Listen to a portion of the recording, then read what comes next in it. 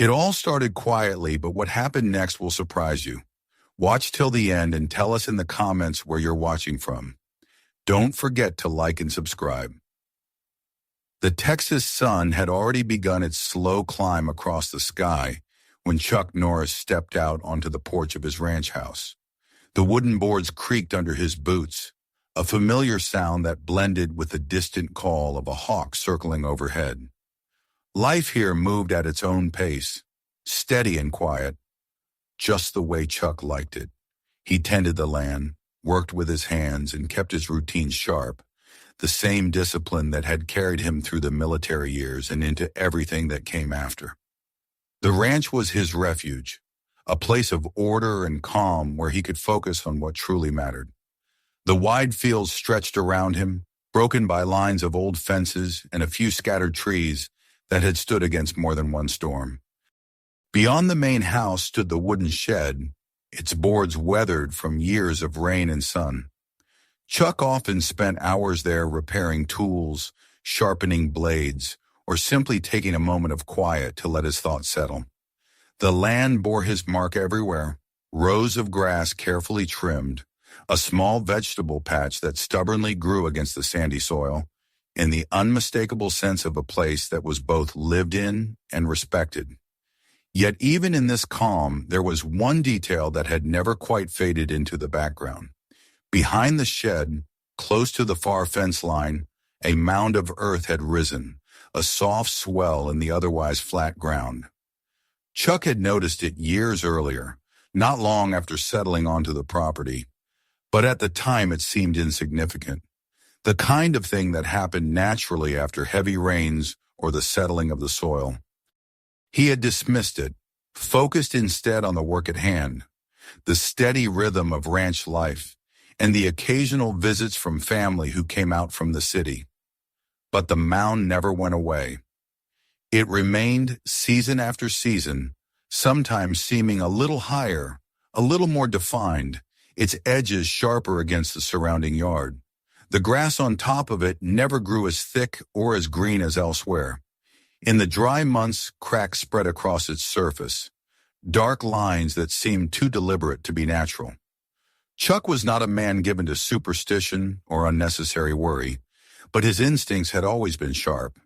He could feel when something was out of place, and this small rise in the earth had begun to gnaw at the edges of his attention.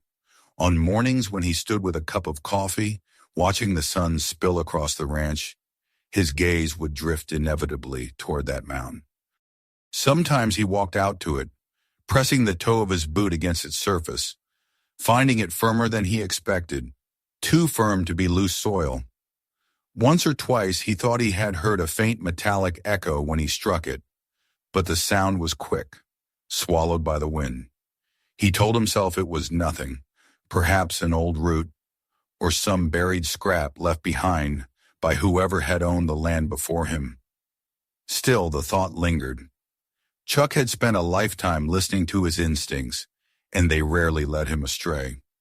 The mound was not the only presence in his life, of course. His family came to see him often, bringing laughter and noise that filled the quiet house. His wife and children understood his need for space, his preference for the land and its solitude, but their bond remained unshaken. They knew he was steady as stone, and though he rarely spoke much of his thoughts, his presence was enough to anchor them. Yet even in the warmth of family visits, when the sounds of children carried across the yard, Chuck's eyes would sometimes drift to that quiet corner by the shed, where the mound stood as a silent question. Years passed, and the land continued to change in subtle ways, but the mound only grew more distinct. After rainstorms, water pooled at its base but never lingered on top. In the heat of summer, the soil dried faster there than anywhere else, as if something beneath resisted the natural order. Chuck noted these details with the same quiet discipline he brought to everything. He did not speak of it to neighbors or to his family. It was his land, his responsibility, and whatever secrets it held, they were his to face. One crisp autumn morning, as he walked to the shed to fetch a rake, Chuck stopped near the mound and studied it more carefully than he ever had before. The light struck it at an angle, casting a small shadow that gave it a shape more deliberate than random soil could make. He stood there for a long while, the rake loose in his hand, his eyes fixed on the rise of earth that seemed to demand acknowledgement. His military years had taught him to recognize when something didn't belong, and this was one of those moments. He pressed his boot firmly against the ground and once again thought he heard that faint metallic sound, muted but unmistakable. A memory stirred of places far from Texas where the land had hidden things best left untouched, where mounds like this had been markers of caches, weapons, or remnants of war. Chuck exhaled slowly, pushing the thought aside. This was his ranch, not a battlefield, and yet the unease that had been quietly building over the years sharpened into certainty. By the time the sun dipped low and painted the sky in streaks of red and gold, Chuck sat on his porch again, his gaze fixed on the shadow of the shed and the mound behind it.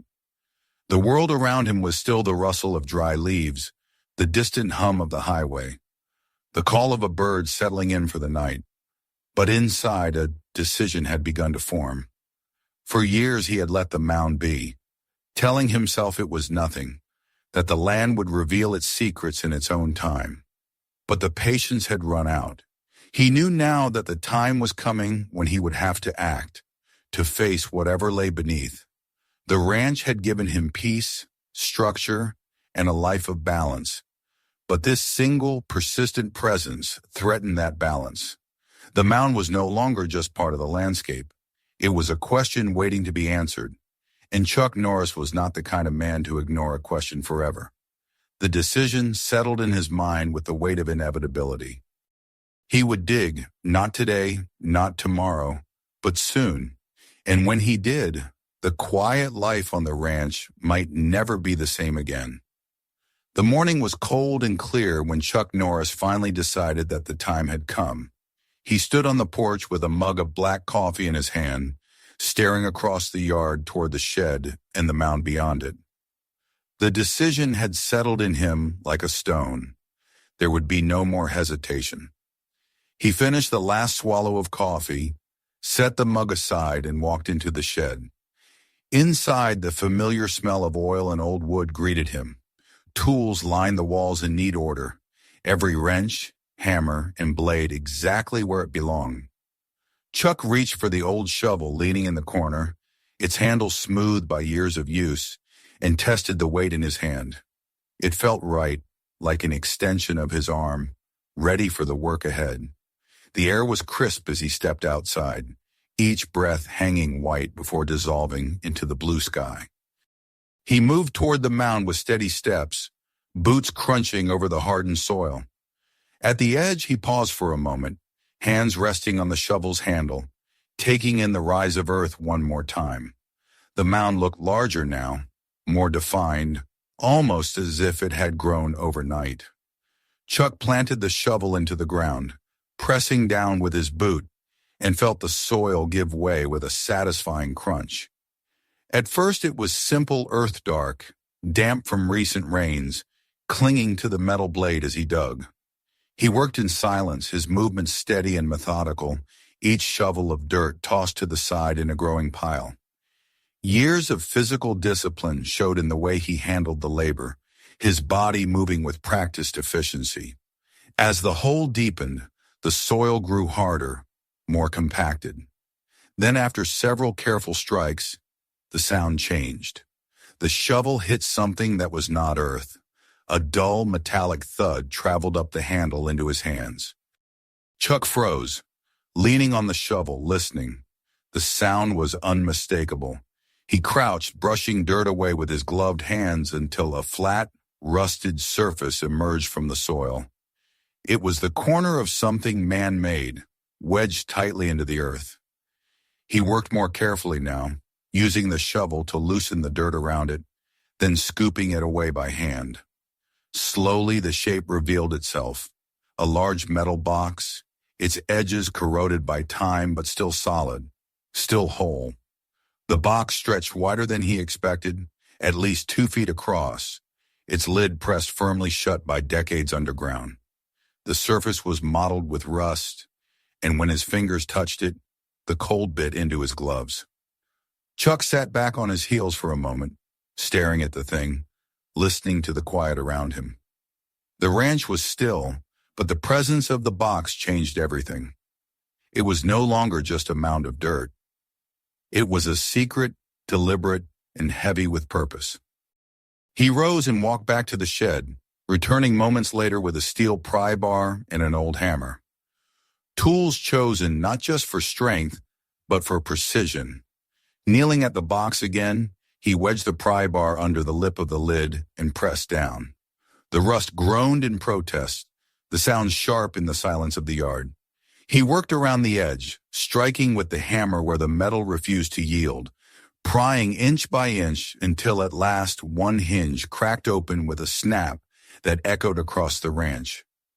Chuck paused, breath steady, listening once more to the quiet. Nothing moved. The fields lay calm, the shed casting its long shadow, the wind whispering faintly through the grass. He turned back to the box and continued, forcing the lid higher until it finally gave way with a sharp screech. The darkness inside yawned open, at first revealing nothing but shadow.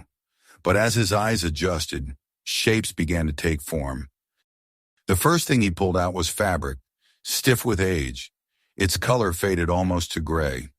He shook it gently and dust drifted into the air. It was a military uniform jacket, folded neatly before being shut away. The insignia on the sleeve was nearly gone, worn by time, but its meaning was clear. It had once belonged to a soldier. Chuck set it aside carefully, his eyes already searching the depths of the box. Next came a bundle wrapped in yellowed paper, brittle at the edges. He peeled it back to reveal small boxes of ammunition, their brass casings darkened with age. The markings on the boxes were military, neat letters that had survived despite the years. Beside them lay a pistol, heavy and solid in his hand, its steel dulled but intact. He turned it over, the weight stirring memories of his own time in uniform. This was no relic for display. It had been carried, trusted, and used. At the bottom of the box he found a leather belt, a battered tin with personal effects, a folding knife, a cigarette case with initials etched into its surface, and finally a pair of dog tags strung on a chain. He wiped the dirt from the cold metal and read the name stamped into it, Thomas K. King. Alongside the name were numbers and a blood type. Chuck held the tags in his hand for a long moment, feeling the weight of a man's life pressed into the small pieces of steel. There was more.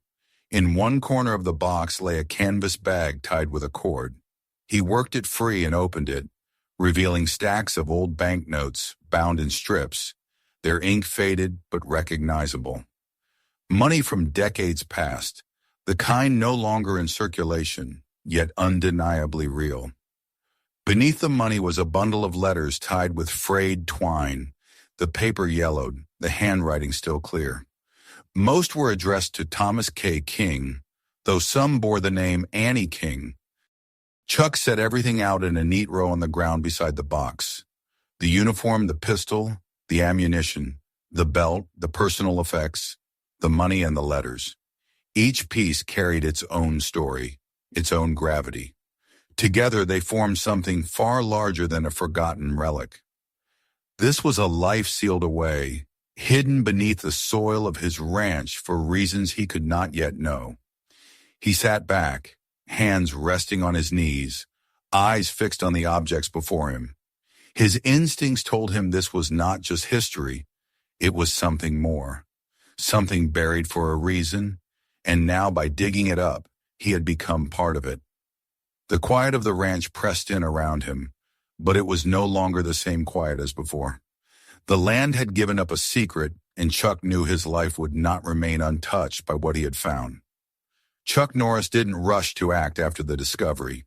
He had learned long ago that decisions made in haste often carried the heaviest consequences. Instead, he stored the objects safely inside his shed, arranging them carefully on the workbench. The uniform lay folded to one side, the pistol wrapped in cloth, the letters stacked neatly though their twine had nearly fallen apart.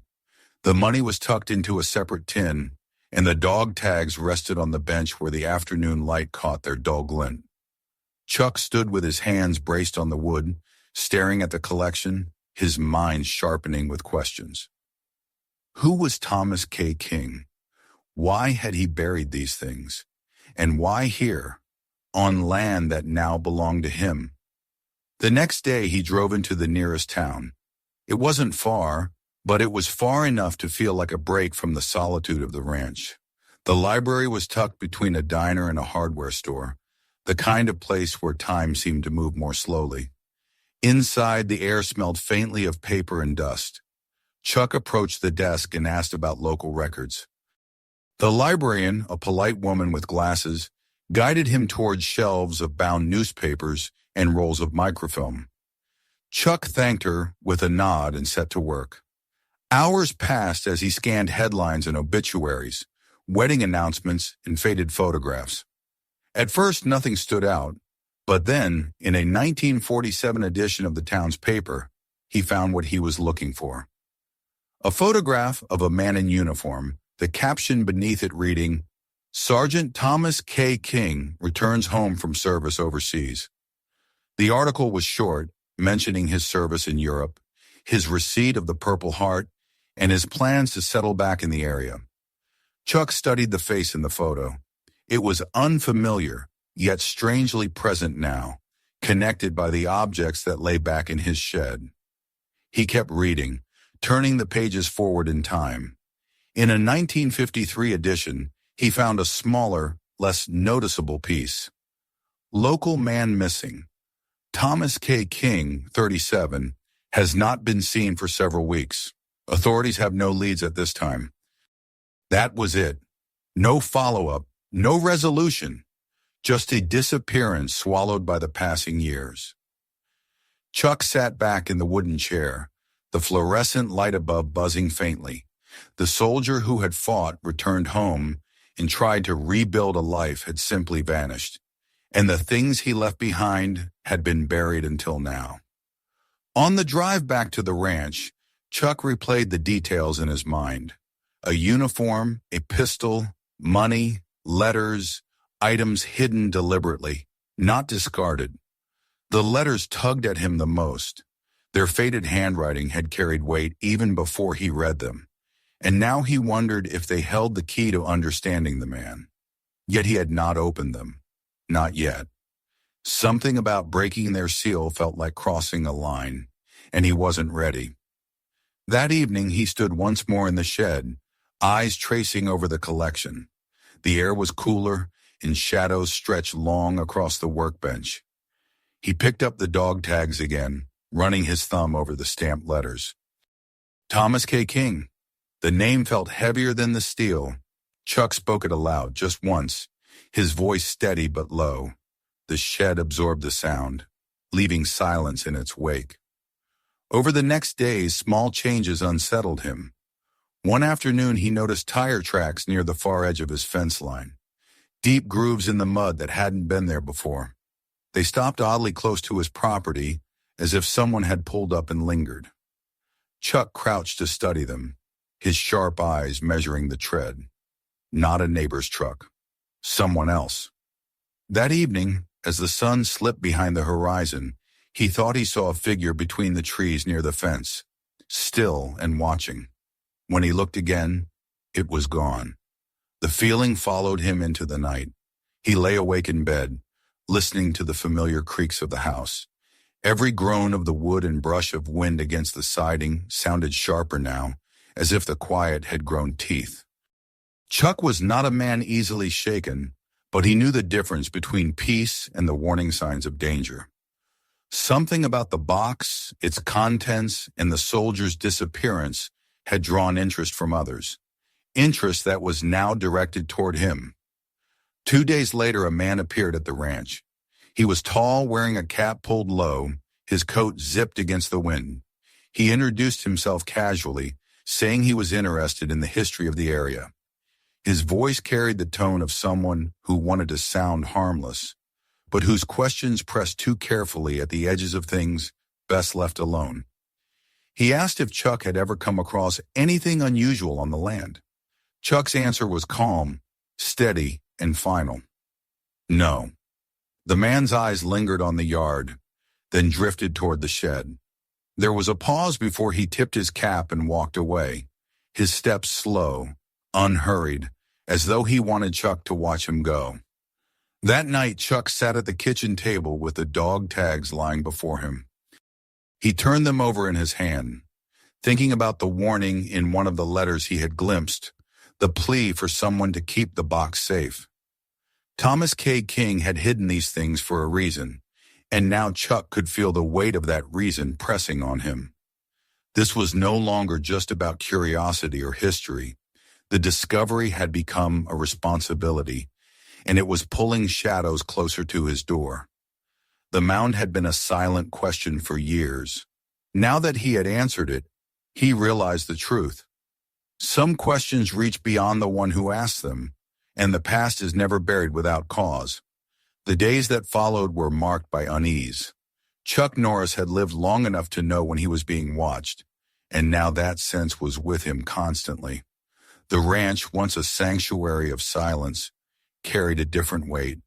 The air seemed sharper, the night stretched longer, and every sound outside pressed harder against his instincts. He noticed small things at first, the faint scuff of boots in the dirt near the shed, the way the padlock on its door hung just slightly differently than he had left it, the marks in the grass where a vehicle had stopped too close to his fence line. None of these things could be dismissed as chance. Someone had come looking. Chuck moved the box's contents into the house, one piece at a time. The pistol he wrapped in a clean cloth, the uniform folded carefully, the letters tucked between layers of fabric to protect them. He placed everything into an old trunk in his living room and locked it. The trunk itself was heavy, solid oak with brass fittings, a piece of furniture that had been in his family for years. If someone wanted to take it, they would have to go through him first. Still, Chuck knew locks only delayed the unmotivated. Those determined enough would not stop. At night, he kept watch from the porch, the dog tags often in his hand as he stared out into the dark fields. Once, he saw a figure standing openly by the fence, unmoving. Chuck stepped out into the yard, but the figure turned and disappeared into the shadows of the trees. He did not chase. He did not need to. The message was clear. Whoever wanted what he had found was no longer hiding their interest. The tension pressed heavier with each passing day. Chuck split wood, tended the land, and worked his routines as usual, but his mind never strayed far from the box's contents. The uniform, the pistol, the letters, all of it spoke of a man who had lived through war and carried secrets home with him. And now, decades later, those secrets had risen from the earth and drawn attention back to them. Chuck thought of his family, the visits from his wife and children, the way laughter filled the house when they came. He would not allow this threat to reach them. The ranch was his ground, his responsibility, and he would meet the danger head-on before it reached beyond him. One afternoon, Harold Putt, an old neighbor, stopped by. They stood by the fence, speaking in low voices, while the wind stirred dust along the road. Harold mentioned strangers in town, asking about properties, about old families, about the past. Could be nothing, Harold said, though his tone made it clear he believed otherwise. But sometimes when folks dig into history, they're not looking for stories. They're looking for something they can take. His eyes flicked once toward the shed, then back to Chuck. The unspoken words hung heavy in the air. Chuck gave only a short nod, not inviting further questions. That night, a car slowed as it passed the ranch. Its headlights swept across the yard, lingered on the house, and then rolled on. Chuck stood inside by the window, arms folded, his jaw set.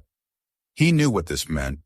The past was no longer silent, and the present was beginning to feel its weight. He went to the trunk, lifted the lid, and looked once more at the letters.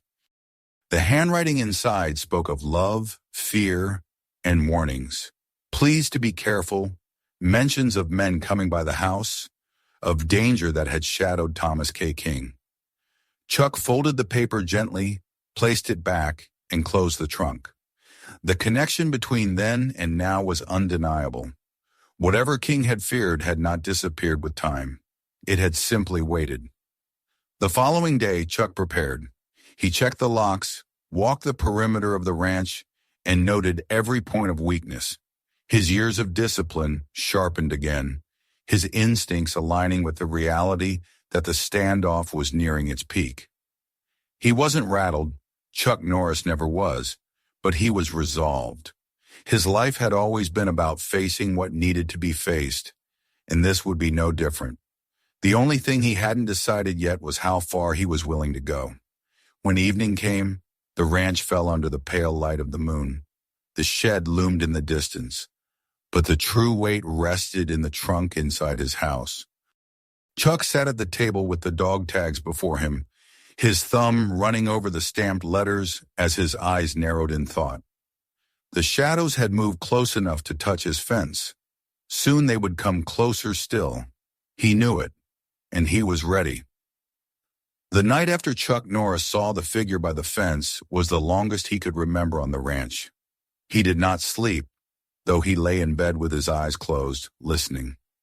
Every creak of the house, every brush of wind against the siding pressed against his instincts. He knew the end of this waiting was near. The past had been dug up, and with it had come people who wanted what it carried. By morning, his decision was clear. The trunk in his living room could not remain here. He would not let danger creep closer to his family or his land. At dawn, Chuck stood by the table, staring at the trunk. Inside lay the uniform, the pistol, the letters, the money, the dog tags, all the remnants of Thomas K. King's life. They had weight beyond their materials. They carried a story, one buried deliberately and uncovered by accident. But it was not his to guard alone. He picked up the phone and dialed a number he hadn't called in years. Miles Turner answered on the third ring. A former sheriff and an old friend from service days, Miles was the kind of man Chuck trusted with more than words. Chuck explained little, only that he had found something of importance, tied to both history and danger, and needed help to see it handled properly. Miles didn't ask questions. He simply said he'd be there by morning. The night passed with a heavy calm, but Chuck felt the difference. The uncertainty was over. He had chosen a path. When Miles's truck pulled into the drive the next day, the weight lifted further. The two men greeted one another with a firm handshake, no wasted words. Chuck explained the story from the beginning. The mound, the digging, the box, the contents, the strangers who had appeared since. Miles listened in silence, his eyes steady. When Chuck finished, Miles only nodded. "You did right calling me. This is bigger than it looks." Together they carried the trunk to the truck bed, covered it with a heavy tarp, and secured it down. Miles assured Chuck it would be taken to a secure location, then into the hands of people who could decide where it truly belonged, archives, museums, or perhaps even the family of Thomas K. King, if any remained. Chuck didn't press for details. He trusted Miles to see it through. Trust was a rare thing, and he had chosen carefully. When the truck pulled away down the dirt road, Chuck stood on the porch, watching until the faint plume of exhaust faded into the cold air. The yard looked the same as it always had, the shed leaning, the fences stretching long across the fields. But it no longer felt the same. The mound was gone now, reduced to bare earth, a scar slowly softening under winter's touch. With the trunk gone, the tension that had hung over the ranch began to ease. No more tire tracks appeared near the fence. No more figures lingered in the trees at dusk. The nights returned to their familiar silence, the kind that settled deep into the bones and allowed rest. Still, something in Chuck had shifted. He felt connected to the man whose name was etched into those dog tags, a man who had fought, returned, and then disappeared. Thomas K. King had buried his life's weight here, and Chuck had unearthed it. That connection would not fade with the trunk's absence. On a quiet morning, as the frost melted from the grass, Chuck walked to the place where the mound had stood. He carried a small packet of wildflower seeds in his hand. Kneeling, he pressed them into the earth, covering them gently. It was not a grave, but it felt like one. A marker, not of death, but of remembrance. When he rose, he looked toward the shed, its weathered boards dark against the light, and then back toward the house where the porch waited. The burden was gone, set down, but the story remained in him. The past had demanded his attention, and he had answered. Now the ranch was quiet again, the kind of quiet he had always cherished. The wind moved through the trees, the boards of the porch creaked as he stepped onto them, and a hawk's cry split the morning sky. Chuck sat in his chair, the horizon wide before him, and felt the peace of knowing that he had done what needed to be done. The secrets of the mound were no longer his to keep. They had been given back to the world, to history, to memory. And as he sat in the calm of his land once more, Chuck understood that sometimes the greatest act of strength was not in holding on, but in letting go. This was only the beginning. Write in the comments where you're watching from and share your thoughts. Like the video and subscribe for more stories.